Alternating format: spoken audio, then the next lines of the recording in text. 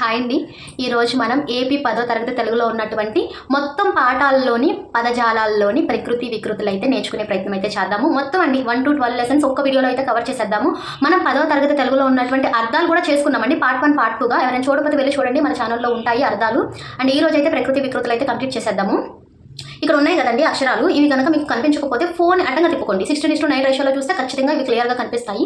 ఎప్పుడు అడుగుతారు కదండి, ప్లీజ్ వీడియో చూడండి, మీకు ఇన్ఫర్మేటివ్గా ఉంది, అర్థమవుతుంది, ఓకే అనిపిస్తే ప్లీజ్ వీడియోకి తప్పకుండా లైక్ చేయండి. అలాగే కొత్త వాళ్ళు ఎవరైనా ఇప్పుడు మన ఛానల్ చూస్తున్నట్లయితే ప్లీజ్ మన ఛానల్ సబ్స్క్రైబ్ చేసుకుని ప్లీజ్ జాయిన్ అవ్వండి మన ఫ్యామిలీలో. అండ్ ఏమాత్రం లేట్ చేయకుండా లెట్స్ స్టార్ట్ అండి. ముందుగా అసలు ప్రకృతి అంటే ఏంటి, వికృతి అంటే ఏంటి అని ఫస్ట్ అసలు అంటే ఏంటో తెలుసుకుందామండి.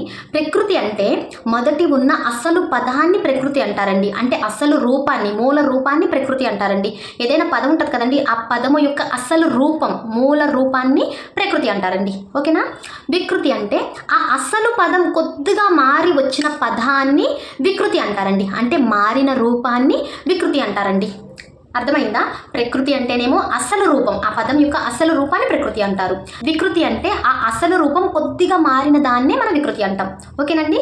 అసలు ఈ ప్రకృతి వికృతులు అసలు మనకి ఈ 10వ తరగతిలో ఏమున్నాయి అనేది చూద్దామండి. 10వ తరగతి తెలుగులో మొదటి పాఠం ప్రత్యక్ష దైవాలు. ఈ పాఠంలోని ప్రకృతి వికృతులు: విజ్ఞానం, విజ్ఞానం, కార్యం, కజ్జం, పుత్రుడు, బొట్టె, దృఢం, ద్రిటవు, యజ్ఞం, జన్నం. ఇవే కదండి ఉన్నాయి, ఈ 5 ఉన్నాయి. ఒకసారి ఈ 5 కూడా సింపుల్గా మనం ఎక్స్ప్లెయిన్ చేసుకుందాము. విజ్ఞానం. విజ్ఞానం అంటే ఏంటండి? ఏదైనా ఒక విషయాన్ని మనం తెలుసుకోవడాన్ని విజ్ఞానం అంటారండి. వికృతి ఏంటండి? దీనికి విజ్ఞానానికి విజ్ఞానం. విజ్ఞానం అన్నా సరే విజ్ఞానమే అర్థం. ఏదైనా ఒక విషయాన్ని తెలుసుకోవడాన్ని విజ్ఞానం అంటారు. విజ్ఞానం అన్నా విజ్ఞానం అన్నా ఏదైనా ఒక విషయాన్ని తెలుసుకునే దాన్నే విజ్ఞానం అంటారు. ఇక్కడ విజ్ఞానానికి విజ్ఞానం వికృతి అది ఎలా గుర్తుపెట్టుకోవడానికి ఒక చిన్న టిప్ చెప్తానండి. విజ్ఞానం అంటే ఏమన్నా తెలుసుకోవడమే కదా. ఎలా తెలుసుకుంటాము? వినడం ద్వారా తెలుసుకుంటాము. అవును కదండి. ఇప్పుడు మీరు ఎలా తెలుసుకుంటున్నారు ఈ ప్రకృతి వికృతులు? నేను చెప్పేది మీరు వింటున్నారు కాబట్టి మీరు తెలుసుకుంటున్నారు. అంటే ఏదైనా మనం తెలుసుకోవాలంటే మనం వినడం ద్వారా తెలుసుకుంటాము. విజ్ఞానం అంటే వినడం ద్వారా తెలుసుకుంటాము. అంటే వినడం, విజ్ఞానం, విజ్ఞానం అని గుర్తుపెట్టుకోవాలి. ఎగ్జామ్స్లో ఎలా ఇస్తారంటే విజ్ఞానం వికృతి యొక్క ప్రకృతి ఏంటి అని అడుగుతారు. ఆప్షన్స్ కూడా ఇస్తారండి. ఎలా ఇస్తారంటే విజ్ఞానానికి విన్నా, విజ్ఞానం, విన్నా, అనా తీసేసి నా పెడతారండి. విజ్ఞానం, విజ్ఞానం. మనం ఏమనుకుంటామండి? విజ్ఞానం, విన్నానం, ఫస్ట్ నా ఉంటుంది కదండి. లేదంటే వినానం, రైమింగ్ చూస్తామండి మనం. విజ్ఞానం, వినానం, వినానమే ఆన్సర్ అని చెప్పి పెట్టేస్తాం. రైమింగ్ చూడకూడదండి. కొన్ని చోట్ల రైమింగ్ చూడొచ్చు, కానీ అసలు అర్థం చూసుకోవాలండి ముందర. విజ్ఞానం అంటే మీకు ఏం గుర్తుకు రావాలంటే విజ్ఞానం. కింద ఆప్షన్స్లో విజ్ఞానం ఉందనుకోనండి. విజ్ఞానం అంటే మనం విన్నాం కదా, ఆల్రెడీ క్లాస్లో ఒకసారి మనం విన్నాం కదా. ఏం విన్నాము? విజ్ఞానం అంటే వినడం ద్వారా తెలుసుకోవడం. వినడం ద్వారా ఏం తెలుసుకుంటాం? విజ్ఞానాన్ని తెలుసుకుంటాం. విజ్ఞానాన్ని మనకు వస్తుంది వినడం ద్వారా. అంటే విజ్ఞానం అంటే విజ్ఞానమే ఆన్సర్ అని చెప్పి మీకు గుర్తుకు రావాలి. అందుకే నేను ఇది చెప్పే టిప్ లేక విజ్ఞానం అంటే విజ్ఞానం, విజ్ఞానం అంటే విన్నాను. ప్రకృతి విజ్ఞానం, వికృతి విజ్ఞానం. ఓకేనండి. నెక్స్ట్ కార్యం, కజ్జం. కార్యం అంటే ఏంటండి? ఏదైనా ఒక పనిని కార్యం అంటారు. అవును కదా.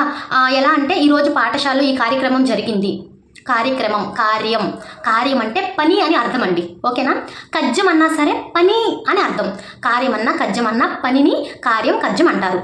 ప్రకృతి కార్యం, ఈ కార్యానికి యొక్క వికృతి కజ్జం. మనకి పరీక్షలో కజ్జం అనే వికృతికి ప్రకృతి ఏది, కార్యం అనే ప్రకృతికి వికృతి ఏది అని అడుగుతారు. అంటే కన్ఫ్యూజ్ అవ్వకూడదండి, చూసుకోవాలి. కార్యం అంటే అర్థం ఏంటి? పని. పని అంటే కజ్జాన్ని కూడా పని అనే అంటారు. కార్యం, కజ్జం. 1-2 సార్లు రిపీట్ చేసుకోండి. మీరు వినడమే కాదండి, నాతో పాటు మీరు కూడా రిపీట్ చేయాలి. కార్యం, కజ్జం, కజ్జం, కార్యం. ప్రకృతి కార్యం, వికృతి కజ్జం, వికృతి కజ్జం, ప్రకృతి కార్యం. ఓకేనండి. నెక్స్ట్ పుత్రుడు, బొట్టె. ప్రకృతి ఏంటండి? పుత్రుడు. పుత్రుడు అంటే ఏంటండి? కుమారుడు, కొడుకు. మన పిల్లలనే కదండి పుత్రుడు అంటాము. బొట్టె అన్నా సరే పుత్రుడేనండి. ఇది అసలు రూపం అండి పుత్రుడు. ఇది కొంచెం మారిన రూపం బొట్టె అండి. 2 పదాలకి ఒకటే మీనింగ్. కుమారుడు, కొడుకు అనే మీనింగ్. పుత్రుడు అంటే తెలుసు కదా. దీనికి వికృతి బొట్టె అని ఎలా గుర్తుపెట్టుకోవాలంటే ఒక చిన్న టిప్ చెప్తానండి. ఏంటంటే పుత్రుడు అంటే మన పిల్లలే కదండి. మన పిల్లలకి ఏం చేస్తామండి మనం పుట్టిన తర్వాత? అసలు పిల్లలు పుట్టిన తర్వాత మన పుత్రుడు పుట్టిన తర్వాత ఏం చేస్తామండి? చక్కగా నల్ల బొట్టు పెట్టేస్తామండి, దిష్టి తగలకుండా. వాడు కొంచెం పెద్ద అయిన తర్వాత ఒక ఆరెంజ్ బొట్టు పెడతాం, ఆంజనేయ స్వామి బొట్టు అని.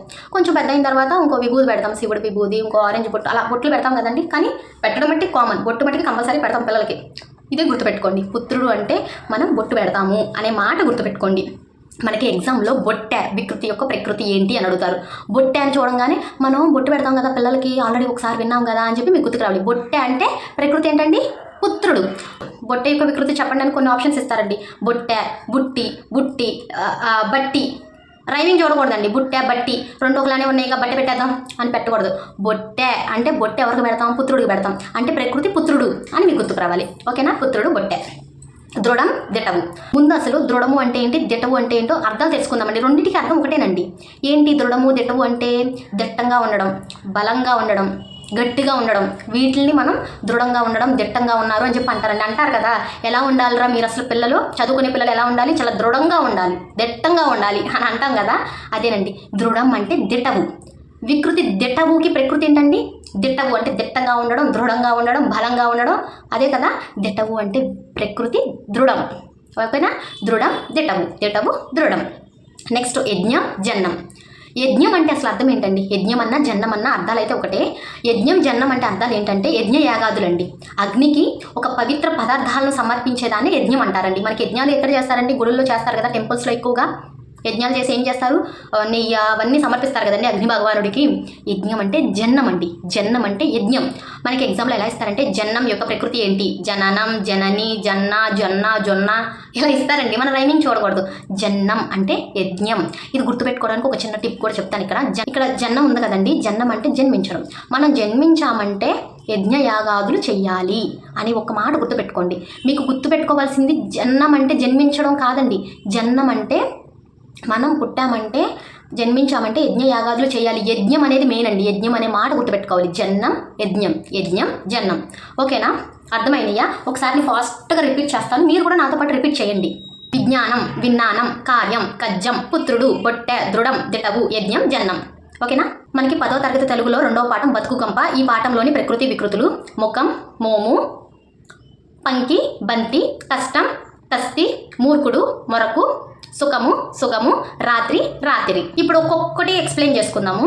ముఖం, మోము. ముఖం అంటే ఏంటండి? ఇదే కదా ముఖము. దీనికి వికృతి ఏంటంటే మోము అండి. ఈ మోము అనేది ఎలా గుర్తుపెట్టుకుందామంటే, అందరూ ఇలా చేతులు చాపండి. మోము ఇలా అనండి. మీరు కూడా అనాలి. మోము, మోము. ఇలా ఒక యాక్షన్ చేసాం కదా. ఏమైనా యాక్షన్ చేసాం? మో అని యాక్షన్ చేసాం కదా. ఎక్కడ చేసాము? ముఖంలోనే కదా చేసాము.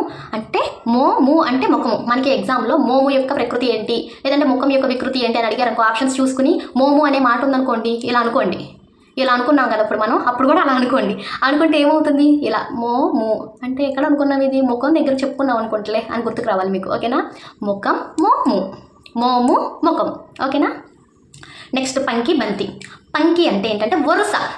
పంకి అన్న, బంతి అన్న వరుసల్ని అలా అంటారండి. బంతుల్లో పెట్టండి, ఆ వరుసల్లో పెట్టండి అంటారు కదా, అలాగ వరుస అండి. అంటే ఇక్కడ ఎలా గుర్తుపెట్టుకుంటారంటే, పంకి అంటే వరుస కదా, మనకి వరుసగా పెట్టండి బంతుల్ని, అలా గుర్తుపెట్టుకుందాం. బంతులు, బంతి, పంకి, బంతి. బంతి అన్న, పంకి అన్న మనకి వరుస అనే అర్థం. కానీ ఇక్కడ మనం గుర్తుపెట్టుకోవడానికి పంకి అనేది బంతి అని, ఆ బంతి అనే మాట గుర్తుపెట్టుకోవడానికి ఒక చిన్న వర్డ్ వాడుతున్నాము. ఏంటంటే పంకి అంటే వరుస కదా, బంతుల్ని వరుసలో పెట్టండి అంటే పంకి, బంతి అని గుర్తుకు రావాలి. ఓకేనా? బంతి అంటే పంకి, పంకి అంటే బంతి. నెక్స్ట్ అండి కష్టం, కస్తి. ఇక్కడ కష్టం అంటే ఏంటండి? కష్టపడడం. తెలుసు కదా మీకు. కష్టపడాలని ఎవరికైనా ఉంటుందా? ఉండదు. కానీ ఒకరికి ఉంటుందండి. ఏదైనా సాధించాలి అన్న వాళ్ళు కష్టపడతారండి. ఆ కష్టపడడం కూడా ఎలా కష్టపడతారు? చాలా కసిగా కష్టపడతారండి. అదేనండి కష్టం అంటే కసి, కస్తి. కస్తిని మనం కసి అనుకుందాం. అంటే గుర్తుండడానికి, రైమింగ్ కాదు ఇక్కడ, గుర్తుండడానికి. మనకి ఎగ్జామ్లో కస్తి యొక్క వికృతి ఏంటి అని అడుగుతారు. కస్తి అంటే కసి అని రాయకూడదండి. కష్టం, కస్తి అంటే కష్టం. కస్తిని మనం ఏమనుకున్నాం? కసిగా చెప్పుకుంటున్నాం. కానీ ఎగ్జామ్లో కనుక అలా ఆప్షన్ ఇస్తే రైమింగ్ చూసి రాయొద్దు. కస్తి అంటే కసి. ఎప్పుడు మనం కసిగా చేస్తాము, ఏదైనా సాధించాలి అని అనుకున్నప్పుడు కసిగా కష్టపడతాము. అంటే కష్టం దగ్గర కసి అనే వర్డ్ వస్తుంది. అంటే కస్తి అంటే కష్టం, కష్టం అంటే కస్తి. ఓకేనా? మూర్ఖుడు, మొరకు. మూర్ఖుడు అంటే ఎవరండి? ఏదైనా చెప్పినా వినని వాడిని, తెలివి తక్కువ వాడిని మూర్ఖుడు అంటారండి.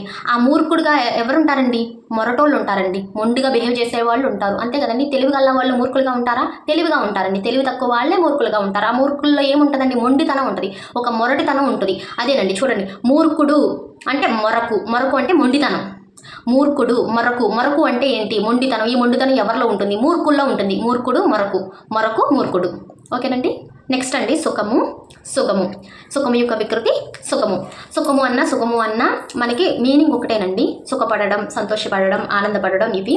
ఇక్కడ సుఖముకి సుఖము అని ఎలా గుర్తుపెట్టుకుంటారంటే ఒక చిన్నదేనండి. ఇక్కడ కా ఉంది కదండి, మనకి కా, కా, గా, ఘా, ఇన్యా ఉంది కదండి. అందులో ఏమవుతుంది? కా తర్వాత ఏమొస్తుందండి?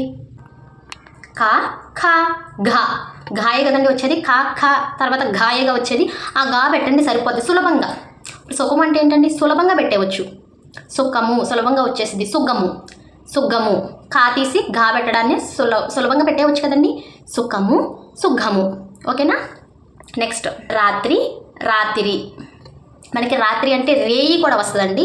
రేయి రాత్రి ఇవి రెండు వస్తాయి మనకి ఈ పాఠంలో. ఈ మీనింగ్ గుర్తుపెట్టుకోండి. రాత్రి అంటే రాత్రి రాత్రి. సేమ్ అదేనండి, ఇక్కడ 3కి రావుతుంది కదండి, ఈ రావుతే రీ అవుతుందండి. రాత్రి రాత్రి రాత్రి రాత్రి. 1-2 టైమ్స్ రిపీట్ చేసుకోండి. నాతో పాటు మీరు రిపీట్ చేయండి. రాత్రి రాత్రి రాత్రి రాత్రి. ఓకేనా. ఒకసారి నేను ఫాస్ట్గా చెప్తానండి మళ్ళీ ఇంకొకసారి. ముఖం మోము, మోము ముఖం. ఓకేనా. ఇది చెయ్యాలి, ఇది కనిపించినప్పుడల్లా అలాగా, అప్పుడు గుర్తుంటుంది. పంకి బంతి, కష్టం కస్తి, మూర్ఖుడు మొరకు, సుఖము సుగము, రాత్రి రాత్రి. ఓకేనా. మనకి 10వ తరగతిలో 3వ పాఠం శతక మాధుర్యం. ఈ పాఠంలోని ప్రకృతి వికృతులు: చంద్రుడు చందూరుడు, నిత్యము నిచ్చలు, స్వామి సామి, హంస అంచ, గుణము గుణము. ఇవి ఒకసారి ఎక్స్ప్లెయిన్ చేసుకుందామండి. చంద్రుడు చంద్రుడు చందూరుడు. ఇక్కడ చందు దూ పక్కన రావుతుంది కదా, ఆ రా రూ అవుతుందండి. చంద్రుడు చందూరుడు చందూరుడు చంద్రుడు. ఓకేనా. 1-2 టైమ్స్ రిపీట్ చేసుకోండి. నిత్యము నిచ్చలు. నిత్యము అన్నా నిచ్చలు అన్న ప్రతిరోజు అని అర్థం అండి. ఇప్పుడు నిత్యము అంటే ప్రతిరోజు చేసే పనులు అని గుర్తుపెట్టుకోండి. నిత్యములో నీ, చేసేలో చా, పనులులో లు, నిచ్చలు. నిత్యము అంటే నిత్యము చేసే పనులు, నీ చా లు, అలా గుర్తుపెట్టుకోండి. నిచ్చలు అని ఇచ్చారనుకో, నిచ్చలు అంటే ఇక్కడ నీ అంటే నిత్యము, చా అంటే చేసేలు అంటే పనులు, నిచ్చలు నిత్యము, నిత్యము నిచ్చలు. నెక్స్ట్ స్వామి సామి. స్వామి అంటే అర్థాలు ఏంటండి, ప్రభువు, అధిపతి, రక్షకుడు ఇవన్నీ వస్తాయి కదా. దీని యొక్క వికృతి సామి అంటండి. మనకి అల్లు అర్జున్ గారు అండ్ రష్మిక గారు సినిమా తీశారు కదా, పేరైతే కరెక్ట్గా గుర్తు రావట్లేదు. ఒక పాట ఉంటుందండి, స్వామి స్వామి అందండి. ఏమంటది అలాగా, స్వామినే కొంత మార్పుతో ఆ పదం ఉంటుందండి. ఏమని, సామి నా సామి అని పాడుతుంది కదండి. ఏమంది ఆవిడ, సామి అందండి, స్వామి అనలేదు. అంటే స్వామినే కొంత మార్పుతో మనం సామి అనొచ్చండి. అర్థమైందా, పాట గుర్తుకురాలి. హంస అంచ. హంస అంటే ఏంటండి, హంసలు తెలుసు కదా మీకు. హంసలు ఎక్కడ ఉంటాయి, నీటిలో ఉంటాయి. నీటిలో ఉండే ఒక పక్షినే హంస అంటారు కదా. హంసను చూడగానే మనకి ఎంత బాగుంటుందండి, తెల్లగా ఉంటుంది కదా హంస, ఎంత బాగుంటుంది. హంసను చూడగానే అచ్చచ్చా ఎంత అందంగా ఉంది. ఈ ఒక్క మాటే గుర్తుపెట్టుకోండి. ఏమన్నా నేను, అచ్చచ్చా అచ్చచ్చా ఎంత అందంగా ఉంది అంటే అంచ అంచ. ఈ మాట గుర్తుపెట్టుకుంటే మీకు ఆటోమేటిక్ గుర్తుంది. అంచ అన్న హంస అనే అర్థం. ఇప్పుడు వికృతి మనకి అంచ ఇచ్చేసి దీని యొక్క ప్రకృతి ఏంటి అని అడిగినప్పుడు మనకి అంచ. అంచ అనే మాట ఎక్కడో విన్నట్టుంది. అంచంచా ఎంత అందంగా ఉంది హంస, ఆ మాట గుర్తుకు రావాలండి. అంచ అంటే అచ్చచ్చా ఎంత అందంగా ఉంది అని అంటే హంస. గుణము గుణము చాలా సింపుల్ అండి. ఇక్కడ గు ఉంది కదా, దాన్ని గో పెట్టుకోండి. నాయే కదండి ఇది, అన నా. గుణము గుణము అంటే ఏంటండి, లక్షణాలని గుణాలు అంటామండి. గుణము గుణము గుణము గుణము. 1-2 టైమ్స్ రిపీట్ చేసుకోండి. ఇది గుణము గుణము గుణము గుణము గుణము గుణము గుణము గుణము గుణము గుణము. ఓకేనా. ఫాస్ట్గా ఒకసారి మళ్ళీ రిపీట్ చేసుకుందామండి అన్ని. చంద్రుడు చందూరుడు చందూరుడు చంద్రుడు. నిత్యము నిచ్చలు, నిత్యము చేసే పనులు నిచ్చలు.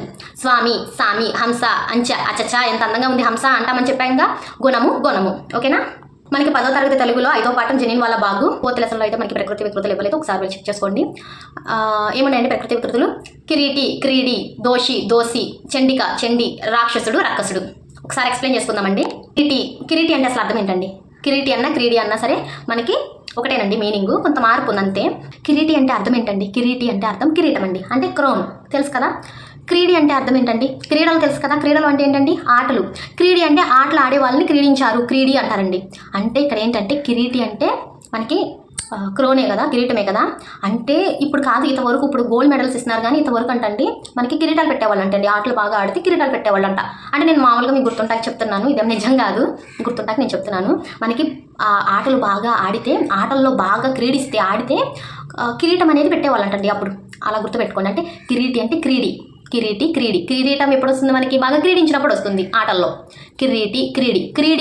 క్రీడి అంటే మనకి ఆటలో క్రీడించడం, బాగా పార్టిసిపేట్ చేయడం. మనం బాగా పార్టిసిపేట్ చేస్తే మనకి ఏమొస్తుంది, కిరీటి వస్తుంది, అంటే కిరీటం ఇస్తారు అని గుర్తుపెట్టుకోండి. కిరీటి క్రీడి. దోషి దోసి. ఇక్కడ దోషి అంటే తప్పు చేసిన వాడిని దోషి అంటారు. దీని యొక్క వికృతి దోసి, దోసి దోషి. ఈ షీ కాస్త సి అయిందండి. కొన్ని ఉంటాయి కదండి, కొంతమంది పిల్లలు ఉంటారు సరిగ్గా, వాళ్ళు ఏం చేస్తారండి, రవలి అని పలకమంటే లవలి అని పలుకుతారండి, రాని లాలా పలుకుతారు. ఇక్కడ కూడా మనం అలాగే పలుకుదాం. దోషిని దోసి, దోషి దోసి, సి అక్కడ షీని ఇక్కడ సీగా పలుకుదాం మనం. దోషి దోసి. మనకి వికృతి దోసి ఇచ్చి ప్రకృతి చెప్పమంటే దోషి. ఓకేనా. చండిక చండిక అంటే ఎవరండి? దుర్గమ్మ తల్లిని చండిక అంటారు కదా. చండి అన్నా సరే దుర్గమ్మ తల్లిని చండిక అంటారండి. అవే గుర్తుపెట్టుకోండి. చండిక. రాక్షసుడు అంటే ఎవరండి? దుష్టుడు, క్రూరుడు, వీళ్ళని రాక్షసుడు అంటారండి. వాళ్ళు ఏం చేస్తారు?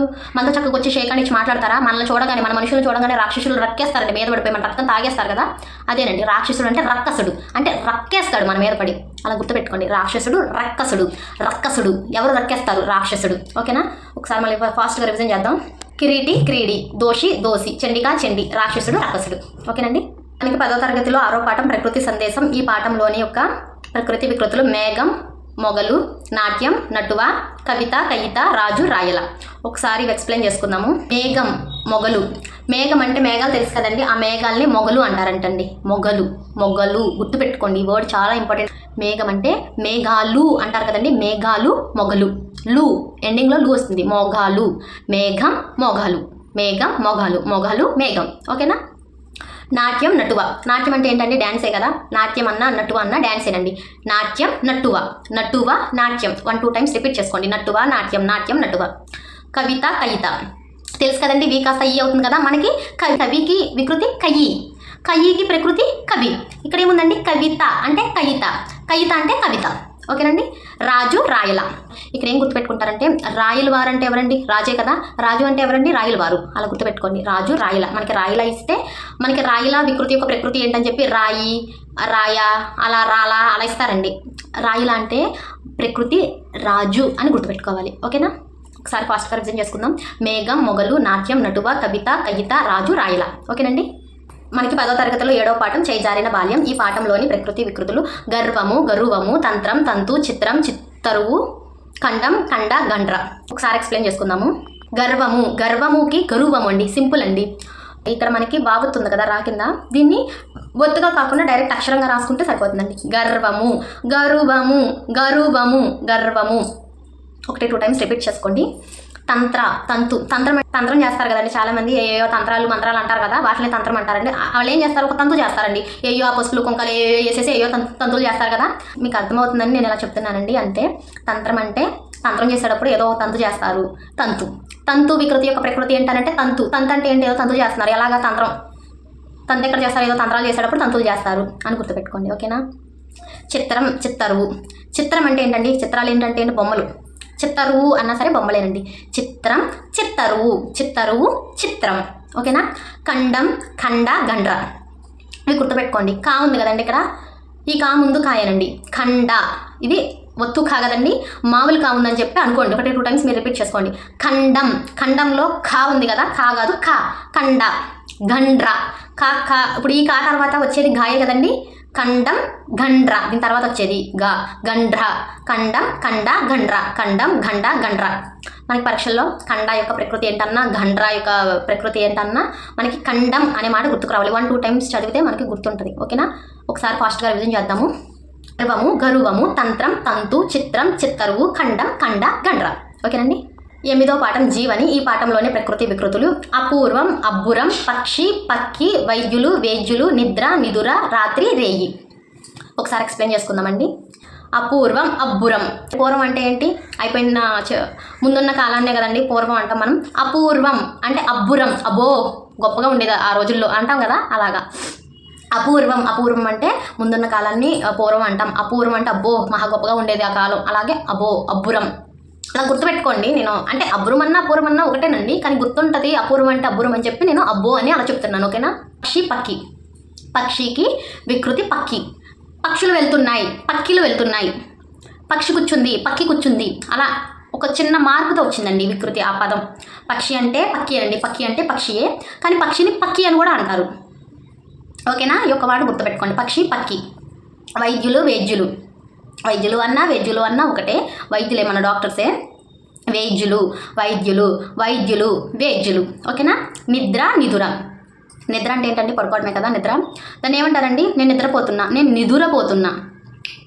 అర్థమైందండి. కొంత మార్పుతో ఉందండి ఆ రూపం. ఆ పదం యొక్క రూపం కొంత మార్పుతో ఉంది. నేను నిద్రపోతున్నా, నేను నిదురపోతున్నా. నిదుర అన్న నిద్ర అన్న నిద్రే. ఓకేనా. రాత్రి, రేయి. ఇందాకేమొచ్చిందండి రాత్రికి బిఫోర్ ఇప్పుడే కదా చెప్పుకున్నాం మనం రాత్రి రాత్రి రాత్రి రాత్రి.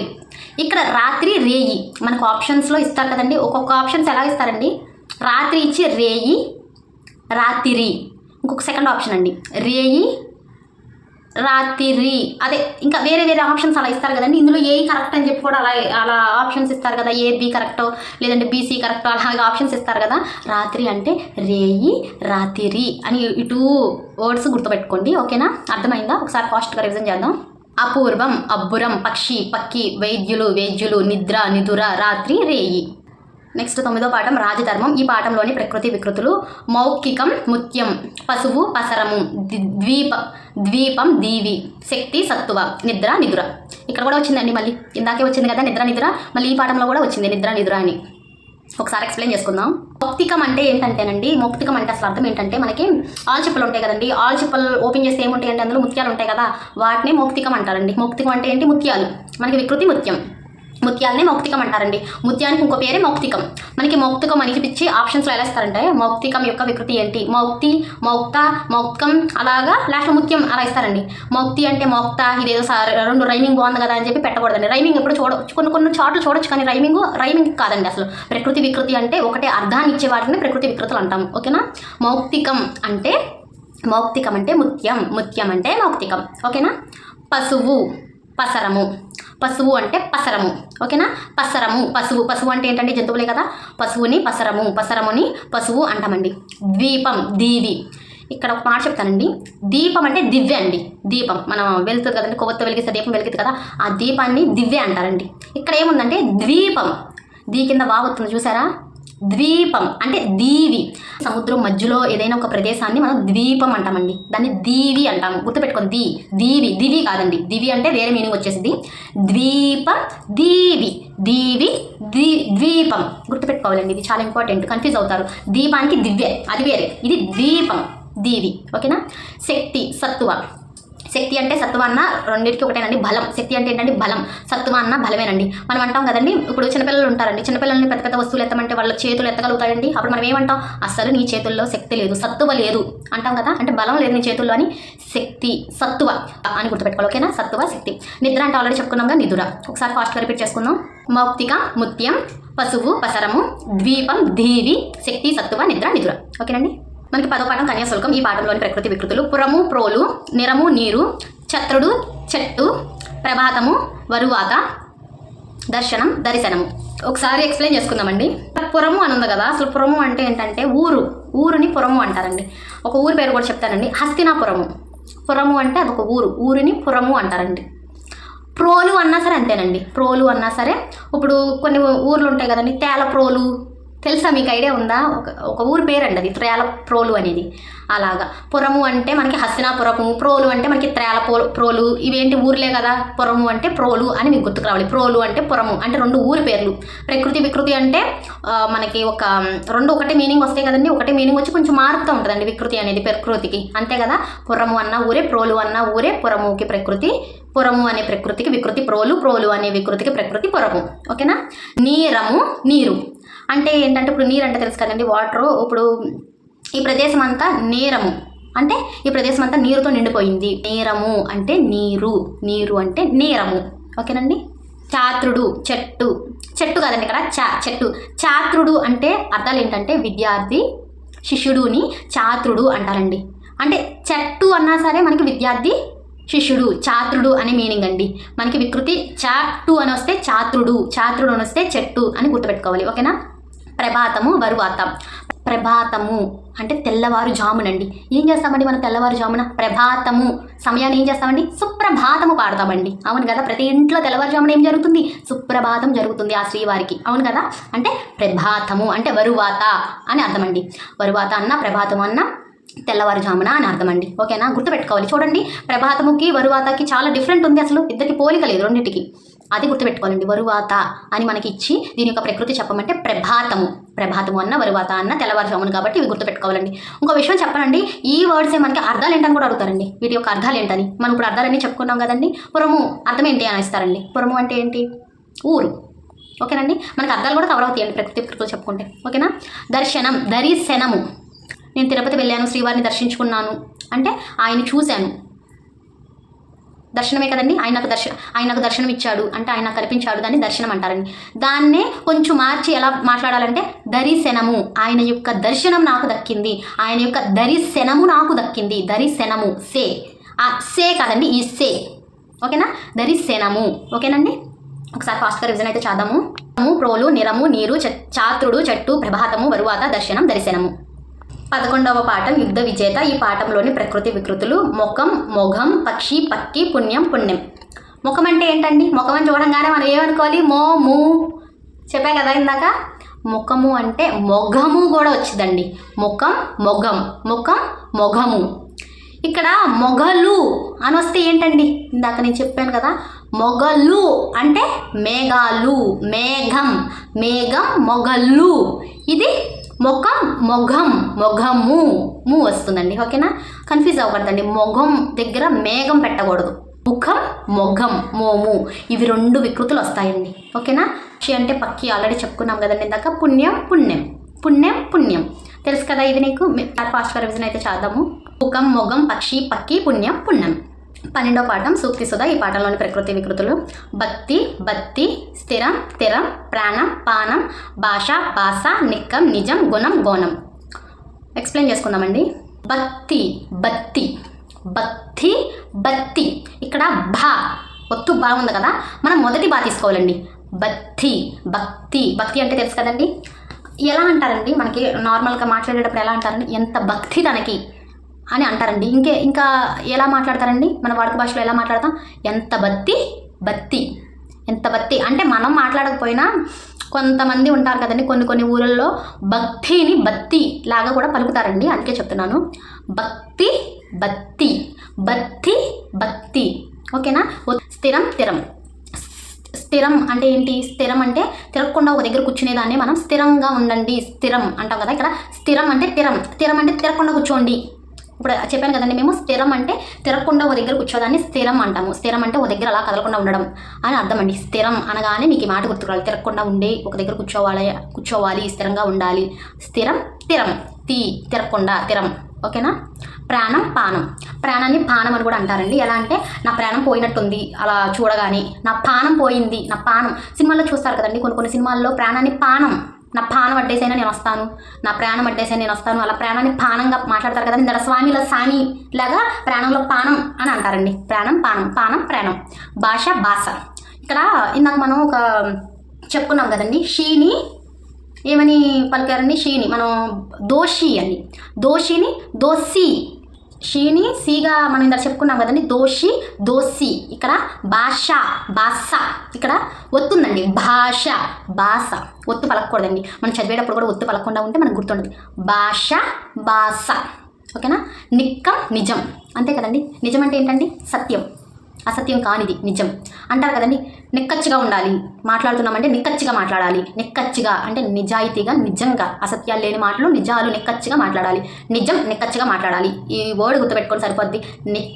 నిజం నిక్కచ్చిగా అంటే నిక్కం అంటే నిక్కం, నిక్కం, నిజం. గుణం, గోణం. ఇందాక చూసాం కదండి, గుణము, గు దగ్గర గో పెట్టుకుంటే సరిపోద్దని చెప్పా కదా. గుణం, గుణం, గుణం, గుణం, ఓకేనండి. ఒకసారి ఫాస్ట్గా రివిజన్ అయితే చేద్దాం. భక్తి, బత్తి, స్థిరం, స్థిరం, ప్రాణం, పానం, భాష, భాష, నిక్కం, నిజం, గుణం, గుణం. అయిపోయిందండి మనం 10వ తరగతి తెలుగులో ఉన్నటువంటి మొత్తం పాఠాల్లో పదజాలంలోని ప్రకృతి వికృతులు అయితే మనం కంప్లీట్ చేసేసుకున్నాం, అర్థాలు కూడా కంప్లీట్ చేసేసుకున్నాం. ఈ వీడియో కనుక మీకు యూస్ఫుల్ అనిపిస్తే ప్లీజ్ వీడియోకి తప్పకుండా లైక్ చేయండి. కొత్త వాళ్ళు ఎవరైనా చూస్తున్నట్లయితే ప్లీజ్ మన ఛానల్ సబ్స్క్రైబ్ చేసుకుని మన ఫ్యామిలీలోకి యాడ్ అవ్వండి. అండ్ నా ఎక్స్ప్లెనేషన్ ఎలా ఉంది అనేది కూడా కామెంట్లో చెప్పండి. ఇప్పటి వరకు ఓపిక్గా ఇదంతా విన్నందుకు ప్రతి ఒక్కరికి పేరు పేరున thank you so much for watching అండి. చూసి వెళ్ళిపోవడమే కదండి, ప్లీజ్ ఒక లైక్ చేయండి. And thank you so much for watching.